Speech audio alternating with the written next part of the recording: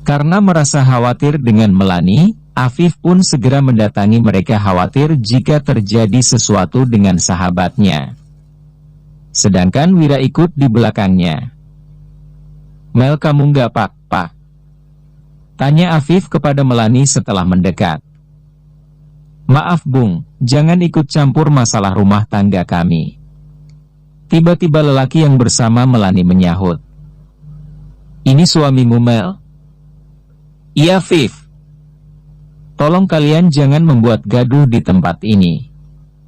Ini rumah sakit," sela Wira ketika dia melihat kondisi yang sudah tidak baik di antara mereka bertiga. "Tunggu sebentar, bukankah kalian yang membawa istri saya ke rumah sakit?" tambah Wira seraya menatap wajah Melani dan Rizky secara bergantian. "Iya betul," jawab Melani. "Ada apa ya kalian ke sini? Ada yang bisa saya bantu?" tanya Wira dengan sopannya karena dia merasa berterima kasih dengan mereka berdua yang telah membantu istrinya. "Sekarang kamu jujur denganku Mas, apa hubungan kamu dengan Nia?"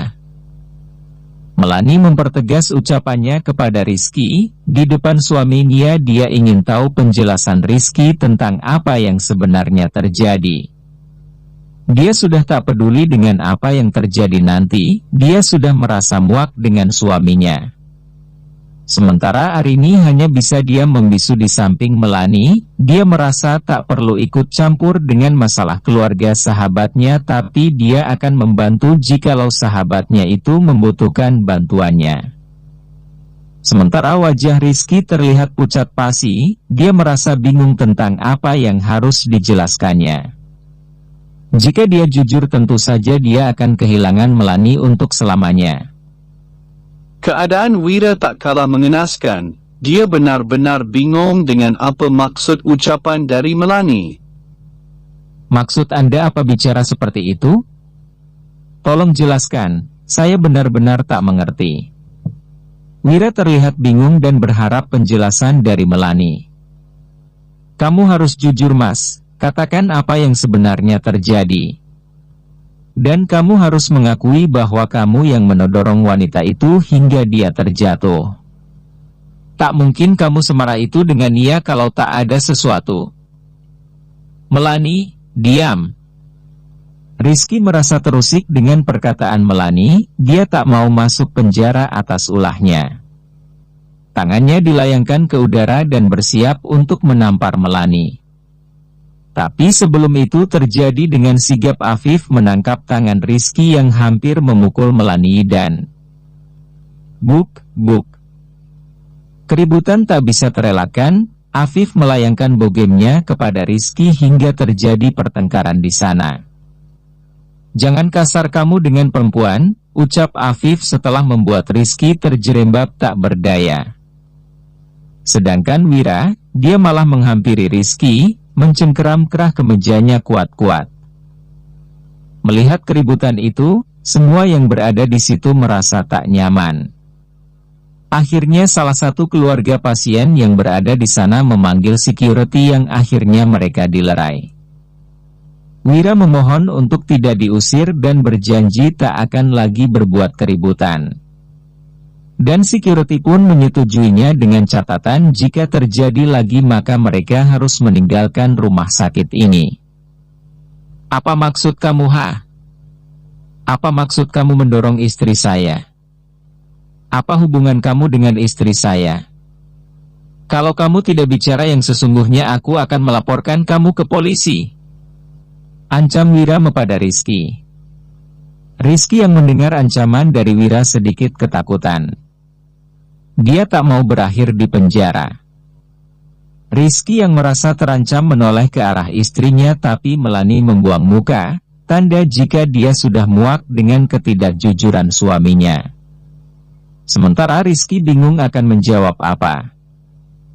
"Ayo katakan," ucap Wira lagi. Kembali tak sabar dengan jawaban Rizky. Baik, saya akan ceritakan semuanya. Dia sebenarnya adalah mantan istri saya. Apa? Tapi dia mengaku belum pernah menikah, bahkan di KTP-nya pun dia masih lajang. Apa-apaan ini? Wira tentu saja kaget dengan perkataan Rizky karena Nia dulu mengaku belum punya suami sehingga Wira mau menikah siri dengannya, bahkan Nia bilang dia tak punya siapa-siapa. Walaupun Wira tahu perbedaan gadis dan bukan, dan dia tahu Nia sudah tak gadis lagi, tapi dia tak menyangka bahwa wanita itu sudah pernah menikah. Kapan kamu menceraikannya? Belum lama ini, paling sekitar 5 bulanan. Apa? Berarti aku menikahi Nia saat dia masih menjadi istrimu? Iya, tapi sudah talak 1, tapi kita sempat rujuk saat dia pulang dari kota. Benar-benar kurang ajar Nia, aku ditipunya mentah-mentah. Lalu, buat apa dia menemuimu lagi? Dia bilang kalau anak yang ada di kandungannya adalah anakku. Tapi aku tak percaya. Dia kemudian mau mendorong Melani, dan saya hanya melindungi istri saya. Itu saja. Kembali Wira dan semua orang di situ dibuat tercengang dengan pengakuan Rizky. Terutama Wira, dia sangat shock. Bagaimana mungkin anak yang selama ini diperjuangkannya, bahkan dia rela meninggalkan anak dan istrinya demi Nia dan anak yang ada di kandungannya, tapi ada kemungkinan bahwa anak itu bukan benihnya. Sungguh penyesalan lebih mendalam lagi dirasakan Wira, dia tersungkur dari tempat duduknya. Afif dan Arini yang melihat itu berusaha membantunya berdiri tapi ditahannya. Arini, betapa bodohnya aku. Betapa tak tahu dirinya aku. Meninggalkan permata yang indah hanya untuk sebuah kaca yang bahkan pecahannya menyakitiku. Andai waktu bisa diputar, aku tak akan pernah meninggalkan keluarga kecilku. Sungguh aku ingin seperti dulu, tapi aku sadar itu tak mungkin. Maafkan aku Arini, maaf. Hanya itu kata yang keluar dari mulut Wira. Dia terlalu malu dan terpukul dengan kenyataan ini. Arini mendekati Wira. Tak perlu ada yang kamu sesali, jadikan ini pelajaran bahwa kesetiaan itu mahal, bahwa kesetiaan itu amat penting untuk kebahagiaan dan membuktikan kualitas diri kita. Aku mohon sesudah ini, jika Mas mendapatkan jodoh lagi yang baik, pilihan Tuhan janganlah lagi kau sia-siakan. Aku sudah memaafkanmu, tapi untuk kembali rasanya tidak mungkin Mas. Iya, Rin. Aku faham. Aku yang salah. Mas, bukankah masih ada kemungkinan kalau anak yang dikandung Nia itu anak kamu? Kalian berdua harus melakukan tes DNA supaya tahu nasib anak itu, apalagi jika anak itu perempuan. Harus jelas siapa bapaknya. Iya, kamu betul Rin. Kalau anak itu terbukti anakku, aku akan menafkahi dan bertanggung jawab kepadanya, tapi tidak untuk kembali pada Nia. Aku akan tetap menceraikannya.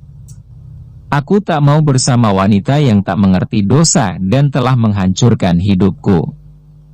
Ya, walaupun sebenarnya bukan hanya salah Nia tapi salahku juga, ucap Wira menanggapi usul Arini.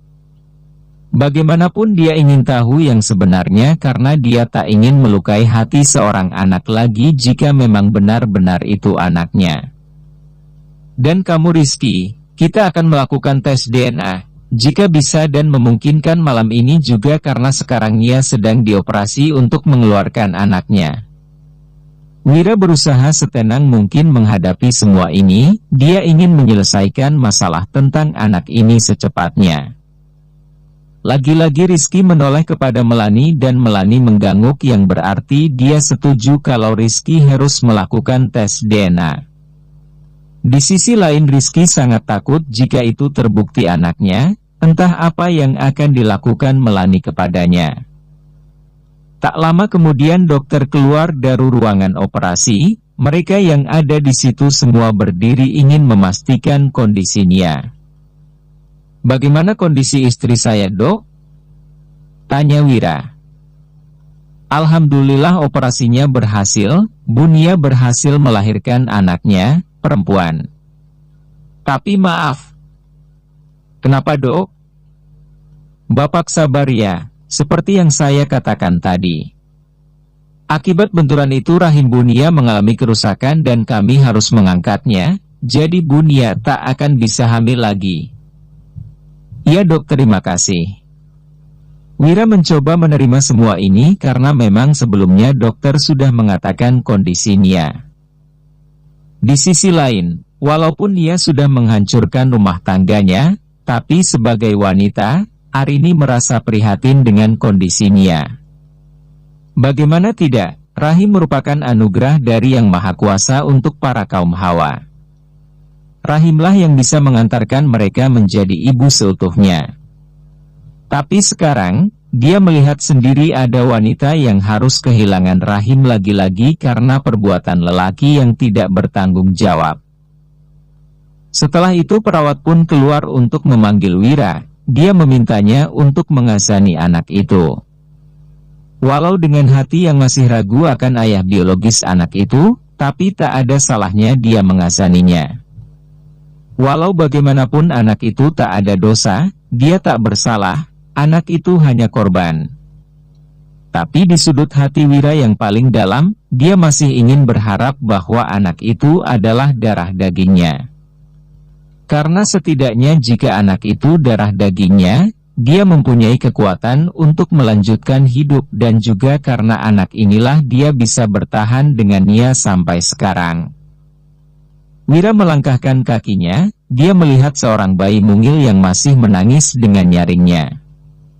Tapi entah kenapa, walau bayi perempuan telah lama diinginkannya tapi dia belum bisa merasakan rasa bergetar di hatinya seperti saat dia pertama kali menatap Zihan saat pertama kali hadir di dunia. Saat Zihan hadir, dunianya terasa berwarna kala itu. Walau dia menginginkan bayi wanita tapi saat itu hatinya tak bisa bohong. Rasa bahagia menjadi seorang ayah menyeruak begitu saja di hatinya seperti bunga yang bermekaran, bahkan dia mengazani Zihan sambil menitikan air mata seakan tak percaya bahwa dia telah menjadi seorang ayah. Tapi sekarang, mengapa sekarang beda baginya?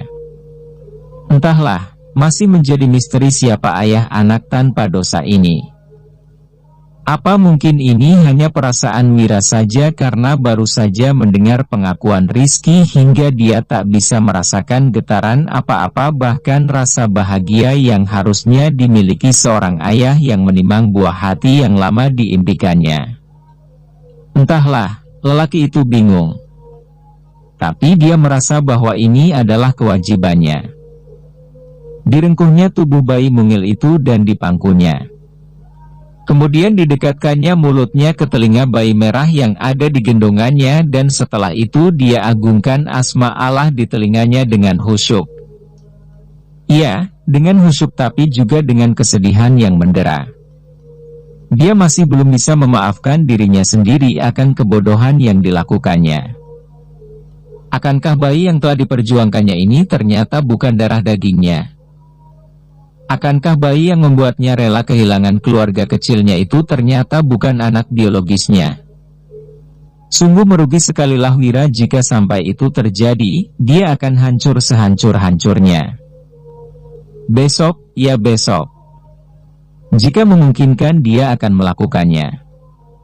Melakukan tes DNA, satu-satunya bukti yang tak bisa diragukan lagi. Bersambung.